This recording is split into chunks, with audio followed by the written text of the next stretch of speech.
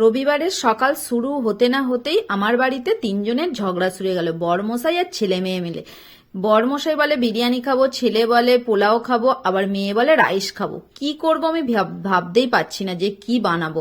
হাতের কাছে গোবিন্দভোগ চাল ছিল, চালগুলোই ভালো করে ধুয়ে নিয়েছি। ধুয়ে নেবার পরে জল ঝরিয়ে একটা জায়গার মধ্যে ঢেলে নিয়েছি। এরপর আমি এই চালগুলোর মধ্যে 1 চামচের বেশি ঘি দিয়ে দিচ্ছি। তারপরে আমি হলুদ গুঁড়ো আর গরম মশলা গুঁড়ো, নুন চিনিটা স্বাদ মতন দিয়ে দিচ্ছি, দিয়ে ভালো করে হাতে করে মাখিয়ে নিচ্ছি।